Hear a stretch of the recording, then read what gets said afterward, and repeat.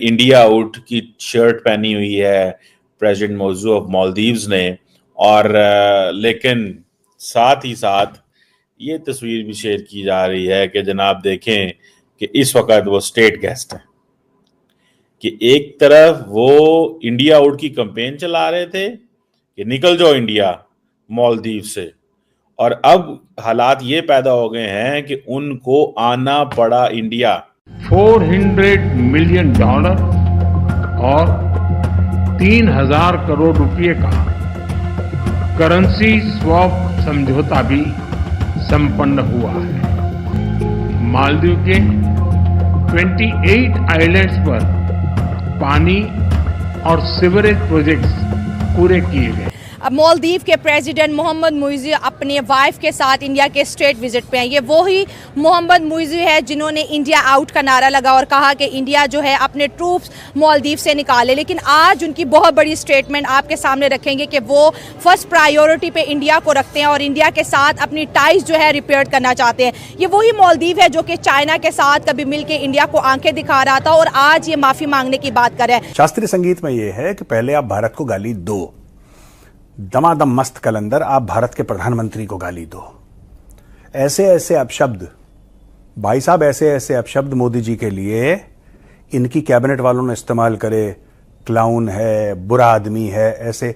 मेरा तो मन चाह रहा था कि पकड़ के अब वहीं पे इनको सुतैया लगाता है इनकी, लेकिन हमने बोला कोई बात नहीं बेटा, कोई बात नहीं, आओगे तो अपने अब्बू के पास। अब ये अब्बू के पास आ गया। मैं बात कर रहा हूं मोहम्मद मुइज़ू की, शास्त्रीय संगीत। और सोने पे सुहागा, सोने पे सुहागा क्या है?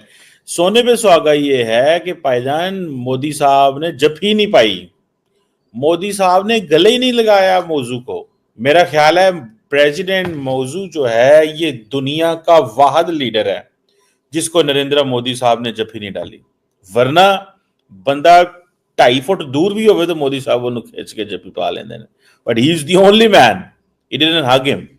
ठीक है। और अब ये देखें कि एक तरफ इंडिया आउट कैंपेन चलाई मोदी साहब ने, अब वो आ गए।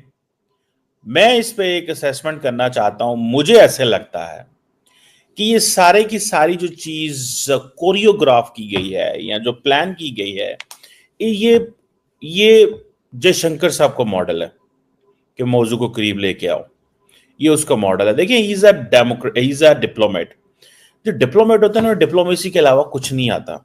आप किसी जनरल से बात करेंगे ना, वो जनरल जो है ना, उसे गोली बंदूक के अलावा कुछ समझ नहीं आती, वो उसी फ्रेमवर्क में हर मसले का हल देखता है।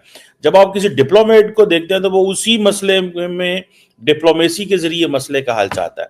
जब आप किसी पॉलिटिशियन के पास जाते हैं तो नॉर्मली अगर एक पॉलिटिशियन एक मिलिट्री की माहौल में परवान चढ़ा हो तो वो भी हर चीज को सिक्योरिटी के लेंस से देखता है, लेकिन otherwise politicians want to understand and create वो कंसेंसस एंड पॉलिटिकल एटीट्यूड्स के जरिए चीजें करने की कोशिश करते हैं।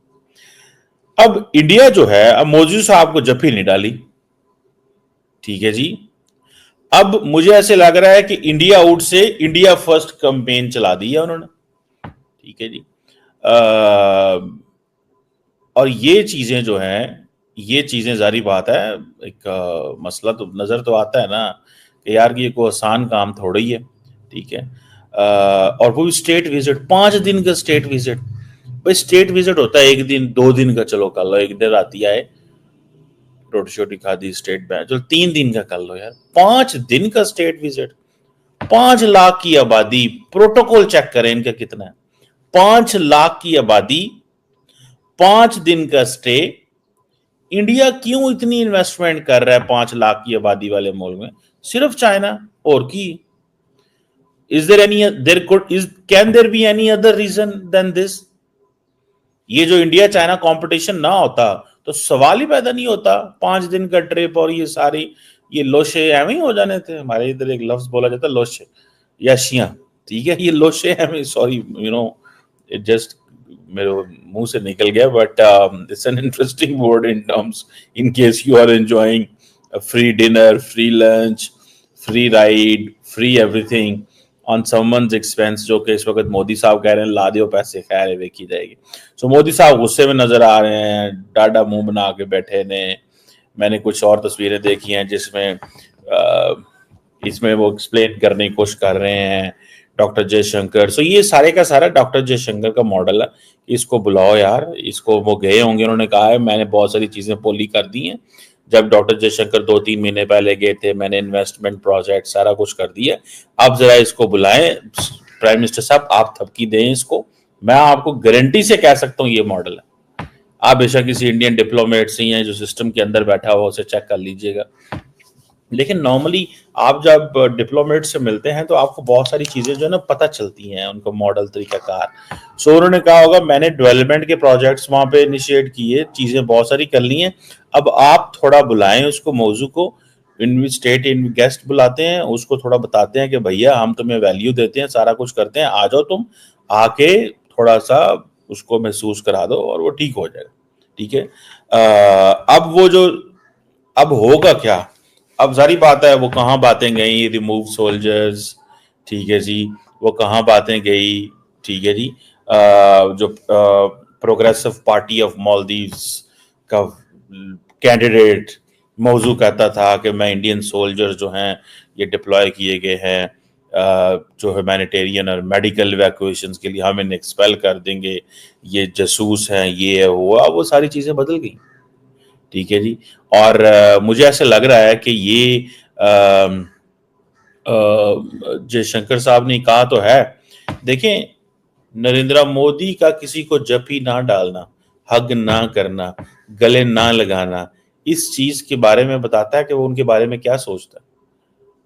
सो मेरा ख्याल है कि वो ही वांटेड कि मैंने आपको स्टेट विजिट पे बुलाया, हग नहीं किया, आई वॉन्ट टू सी कि आप हमें क्या रिस्पॉन्ड करते हो। हक करने का मतलब ये है कि हम भूले नहीं हैं। जिस तरह इंडिया तरक्की कर रहा है और जिस हिसाब से वो अपनी इकोनॉमी बेहतर कर रहा है, तो मालदीव ने ये समझा कि बेहतर यही होगा कि वो अब इंडिया के ब्लॉक में आए, वो चाइना वाला ब्लॉक छोड़ दे, क्योंकि इंडिया आप इस टाइम सबसे ज़्यादा देखें मोबाइल और गाड़ियों और गाड़ी के पार्ट सबसे ज़्यादा इंडिया बना रहा है। अच्छा, और उसकी इकॉनमी पाकिस्तान या दूसरे ममालिक चाइना की निस्बत इस टाइम इंडिया दुनिया में तीसरा मुल्क है, अमेरिका और जापान के बाद जो दुनिया में सबसे ज़्यादा गाड़ियाँ बना रहा है। और वो अपनी इकॉनमी इस तरह बेस्ट कर रहा है कि हर मुल्क की अब यही मजबूरी है कि वो इंडिया के ब्लॉक के साथ मिल जाए, इंडिया के साथ मिलके अपने मुल्क को आगे ले जाए, बेहतर बनाए। ठीक है। अगर मालदीव की बात करें तो मालदीव एक ऐसा मुल्क है जिसकी सारी की सारी जीडीपी टूरिज्म पे जो है डिपेंड करती है।